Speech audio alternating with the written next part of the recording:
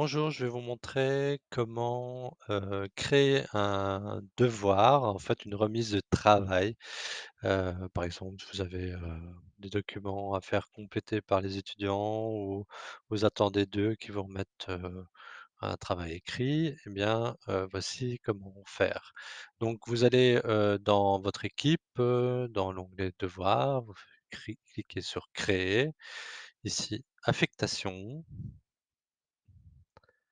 Vous arrivez ici, donc il faut noter un titre obligatoire. Donc ici, je vais mettre juste test, comme ceci. Vous pouvez mettre une série d'instructions, comme vous le souhaitez, instructions. Le nombre de points si nécessaire. Là, par défaut, il va s'attribuer à tous les étudiants.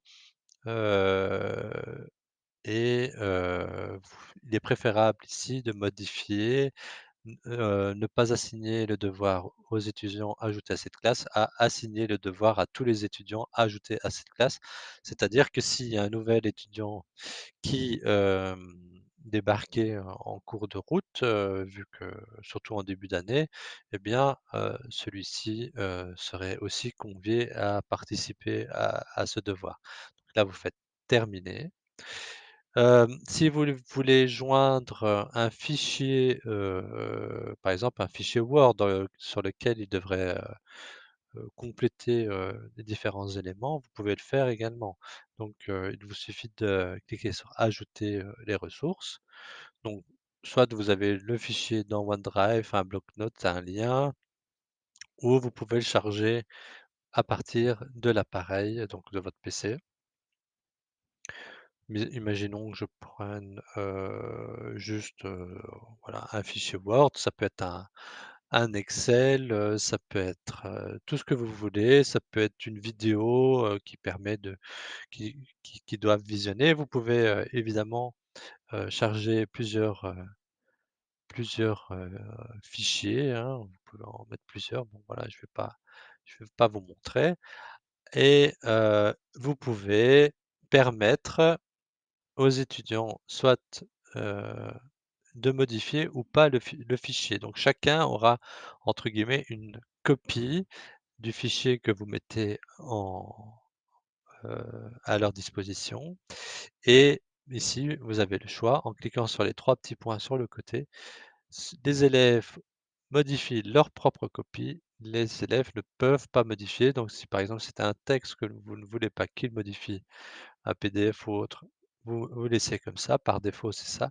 Sinon, si vous voulez qu'ils complètent, par exemple, un document, que vous avez préparé pour eux, eh bien, vous mettez: «Les élèves modifient leur propre copie».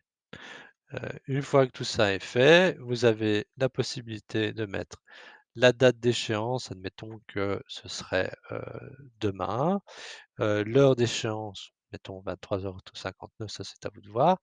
Le devoir sera publié immédiatement. Donc si je le laisse comme ça, dès que je clique sur affecter, le devoir sera transmis à tout le monde, à tous les étudiants et les remises tardives seront autorisées. Ça veut dire que au-delà du 8 octobre à 23:59, ils pourront encore déposer ou modifier leur fichier.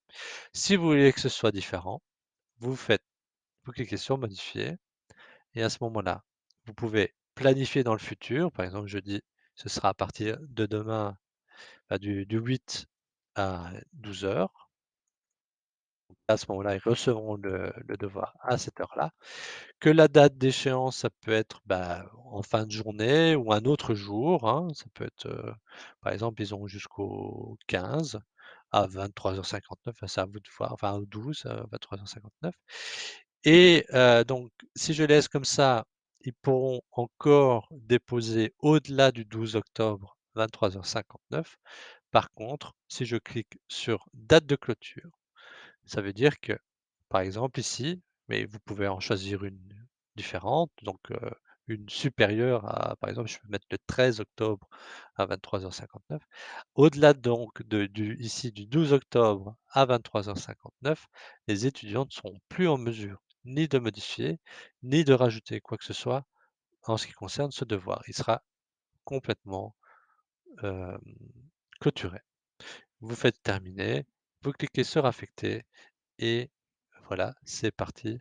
C'est tout ce qu'il y a à peu de choses près à savoir si vous souhaitez, déposer, un devoir, à vos étudiants.